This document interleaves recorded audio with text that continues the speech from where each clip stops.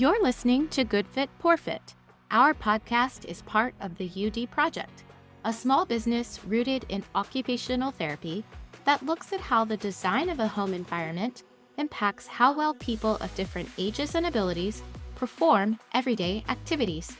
We chat about this unique perspective to boost your knowledge and help you consider what can be changed in communities like yours. Learn more about our work at universaldesign.org. Hi, listeners. Welcome back to another episode of Good Fit, Poor Fit. Today, I have my husband, Scott, with us to celebrate our 100th episode. Good Fit, Poor Fit continues to be an opportunity to advocate for the importance of universal design in our current housing market, plus continue to talk about the need for the perspective of occupational therapists as collaborative team members. We have had a lot of you find out about our organization through this podcast. Yeah, if you've been with us a while or you've recently joined us, this podcast was created by an OT student during COVID and is part of the UD project. Sarah and I have been doing this work since 2012. If you've been following this podcast, you know we've done a lot of different things like consulting, design reviews, and now education.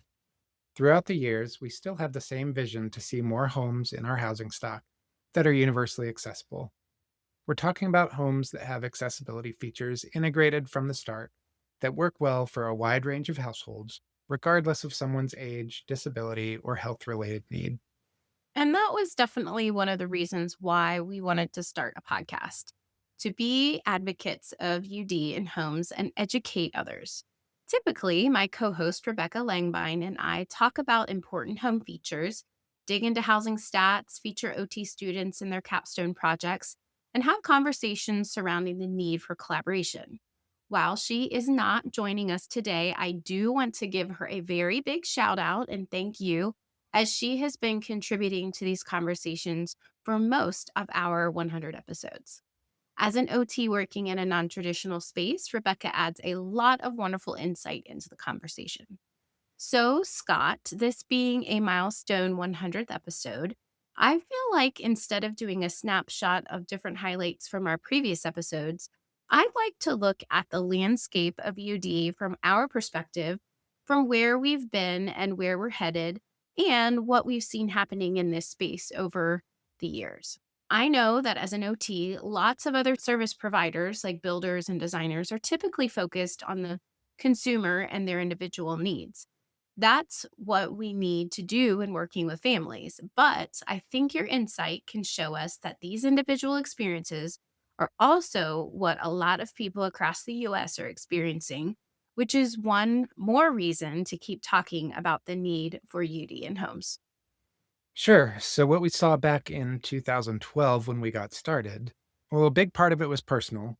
And as our listeners may know, I have had a spinal cord injury since 1999 and have used a wheelchair every day since. Sarah and I have had countless experiences of not only finding suitable places for us to live, but also lots of difficulty visiting friends and family in their own homes. And Sarah, as you saw firsthand as an occupational therapist, the challenges that people experienced after a health event that required them to go through rehab and then go home. Well, many people would be discharged from a rehabilitation stay and end up going back to the same place that they lived beforehand, only to discover that their home environment really didn't work well for their needs. This causes all sorts of problems, and I know you and many other OTs and PTs have worked to support these people by offering consulting and home modifications. Definitely. And as therapists in rehab centers and clinics discharging people every day, I'm sure you all see this as well. We're trying to figure out the best way to get people home on a limited budget. And we can't renovate the whole house, can we? Because that's just a lot of work. So there's a lot of solutions out there that we're trying to work on. We've also seen quite a few professional certifications gain popularity over the years. These are great in some ways because they create awareness about the need for more functional housing. But the problem is that consumers generally don't understand them, although some are gaining more popularity. Examples include CAPS through the National Association of Home Builders, which is Certified Aging in Place Specialist, ECHM, and the CLIP certification through the Living in Place Institute. There are also several different organizations who have given significant attention to home accessibility. Some of these include AARP, Concrete Change with their Visitability Initiative, and AOTA, though a lot of the focus is on home modifications and assistive technology, not new construction. And we'll talk more about new construction shortly. And we're not saying that home mods and assistive technology are bad, but there are just a lot of issues that go along with that as well. It's been encouraging to see OT specific groups like the Home Modification Occupational Therapy Alliance, HMODA, working together. And then there are also different groups who meet locally to have conversations about topics like aging in place. Maybe you're a part of one of those. I think it's just indicative of more people starting to recognize the need and trying to figure out what to do about it. This actually reminds me of an email I received from an architect named Taylor Davis, and she is actually featured on our podcast. One thing that she summed up is why we feel this is important to keep talking about universal design and the need for our communities. Here's what she said: I have been fascinated by the studies that show the tiny percentage of homes in this country that have basic features, really basic features that support accessibility. And with over 65s being a growing segment of our population, having housing stock that can support their choice to live in their homes as long as they can is a pressing concern.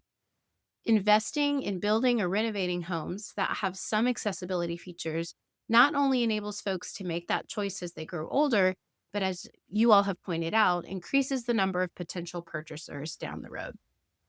Yeah, that's a good quote. We've always based our work on the concept of universal design because the same focus for access for those aging also helps parents who have kids with disabilities, or people who have had injuries, or people that just have surgery or break a leg and struggle with staying safe during their recovery. One of the big challenges is that the perception about accessibility is that it's really only applicable for a select part of the population that has obvious disabilities or functional needs. There tends to be a mindset of people thinking that it's only useful for quote unquote those other people. Now, there's a whole psychology behind this, which is interesting because generally speaking, people adapt to whatever their situation is, but there isn't a common recognition that accessibility is useful for everybody. I think the big reason for this is because everybody has some sort of reference point about what accessibility is. For better or for worse, the most visible things that people see are what is commonly covered by the ADA in public spaces. You know, things like parking spaces, bathrooms, and all of those separate accessible options. People see quote unquote standard versus quote unquote accessible and don't recognize that there are ways to design things that can work well for everybody without needing to attach an accessible label to it. Unfortunately, when it comes to housing, there aren't a whole lot of great examples of this. So, accessibility in housing is almost always treated and viewed as a specialized thing. I'll discuss some statistics that show just how big of an issue this is, though. According to data from the US government, there are over 67 million adults in the USA who live with a disability, but less than 200,000 out of approximately 140 million housing units throughout the US can be considered universally accessible. If you do the math, that's less than 0.15%. The supply of accessible homes simply doesn't come close to meeting the need. Now, these statistics are really helpful because when you think about this, it doesn't mean that all of these people who live with a disability just don't have a place to live. It means that the majority are living in homes that don't work well for their needs. The main thing to take away here is that lots of people are compromising on their health and well being just because they're making do with the options they have available to them. And we did a lot of work early on, and we got a lot of quotes from people about how housing impacts their health.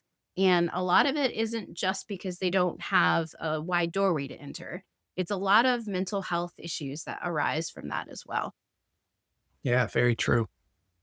So, back in 2017, the Joint Center for Housing Studies at Harvard identified that only 1% of the national housing stock offers five basic universal design features.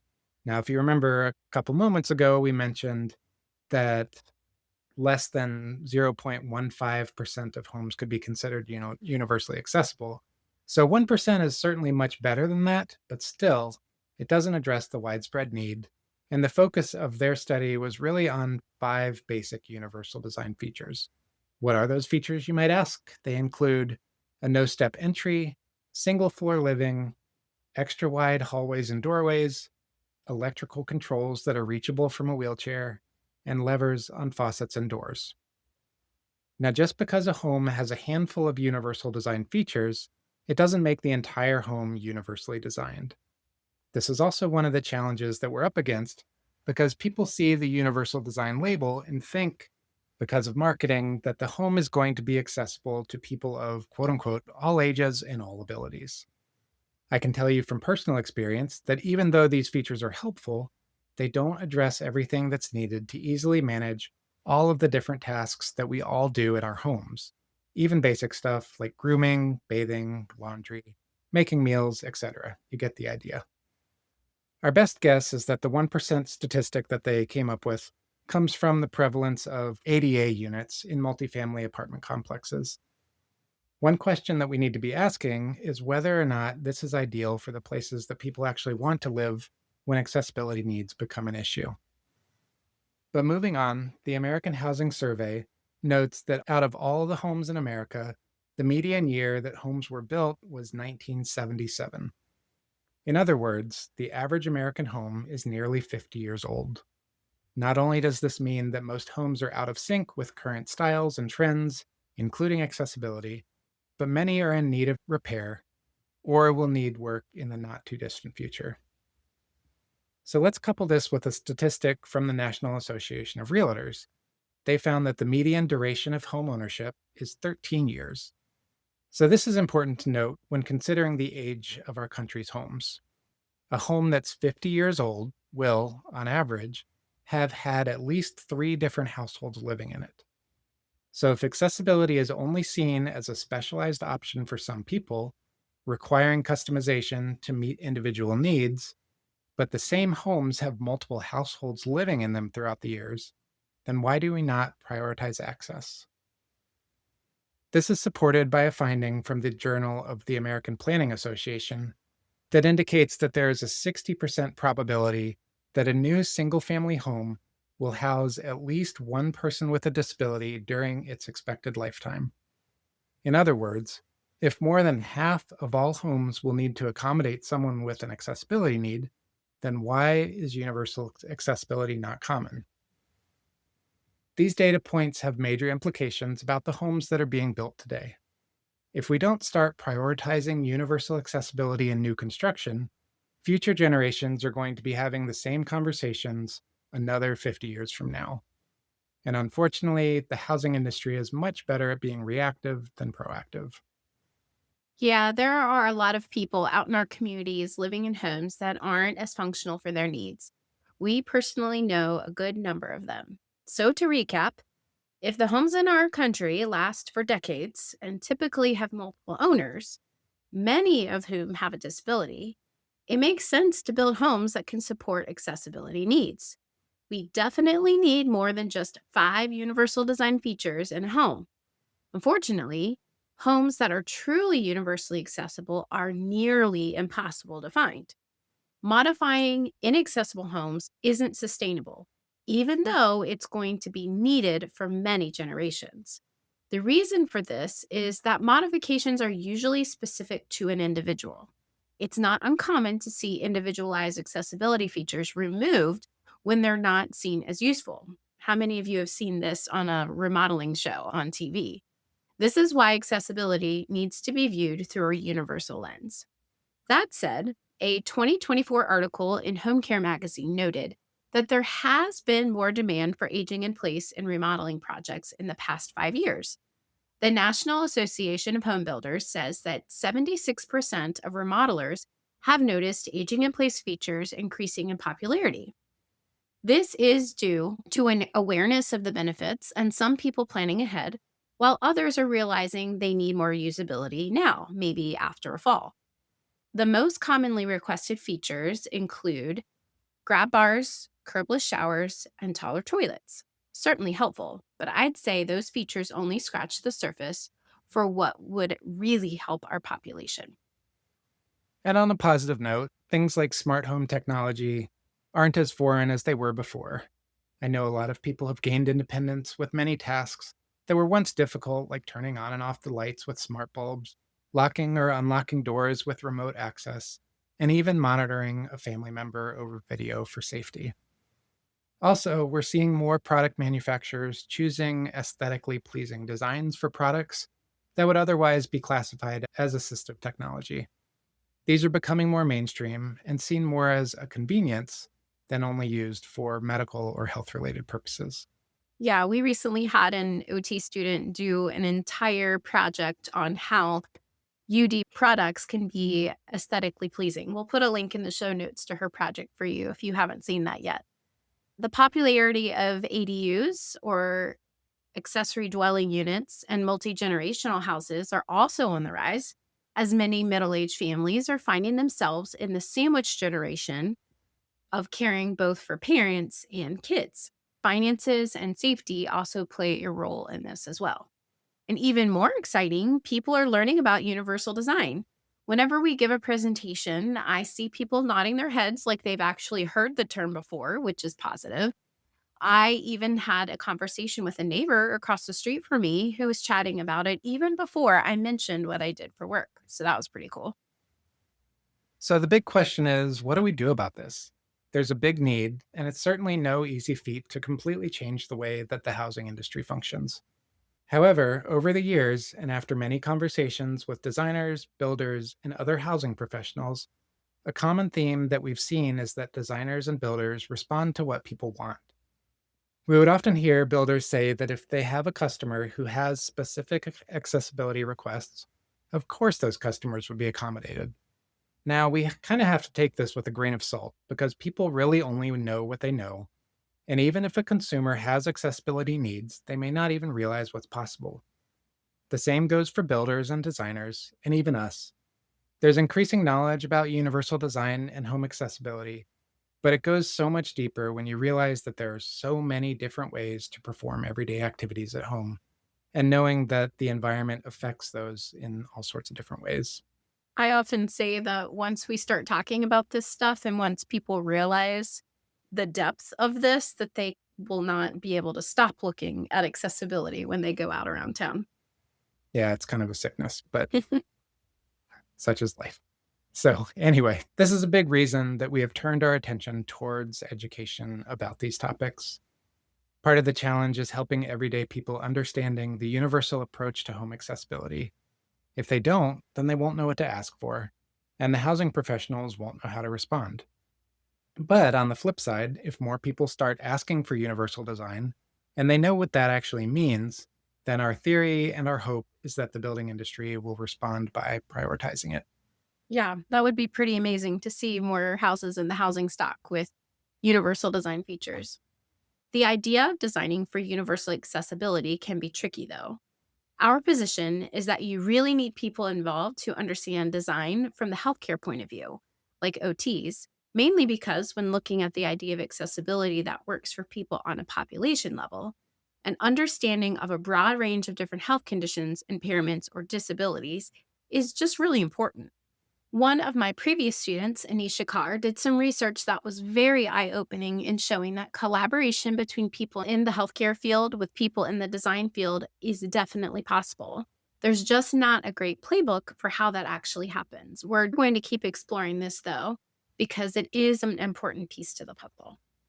So while we can share education, including design standards and guidelines, the challenge really lies in implementing those well. This is something that no one has fully solved, partially because it requires several different professionals with several different backgrounds working together. And the more people you have working together, the higher the cost. If you didn't know, housing is really expensive for a lot of people, and most folks are trying to cut costs, not increase them. But to reiterate what Scott said, it has to start with education. That's a big part of our focus at the moment. We have 5 online home accessibility courses that are video based and self paced that we've had available for a couple years, but just recently opened up to anyone 100% free.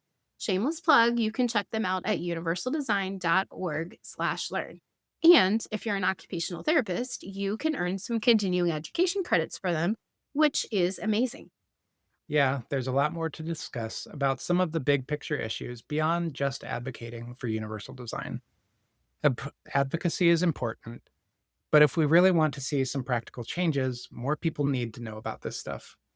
I would encourage you to check out our free courses, which are inside of what we're calling the quote unquote learning community on our website.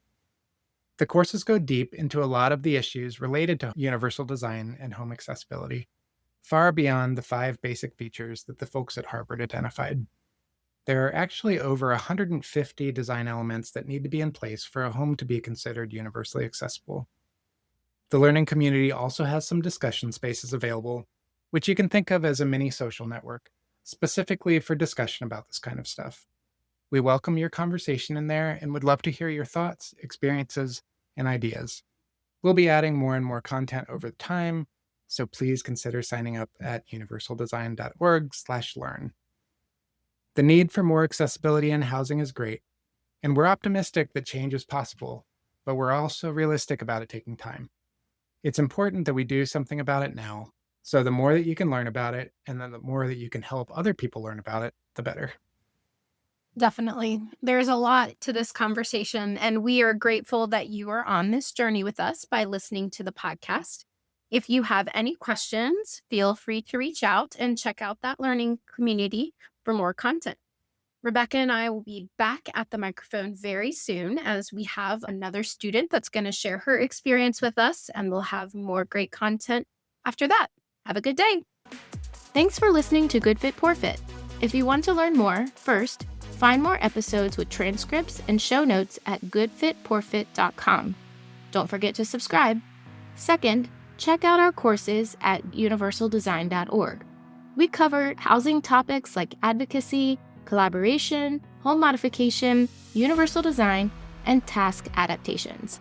Lastly, if you have questions or topics you'd like us to discuss, email us at podcast@universaldesign.org. Thanks for fitting us into your day.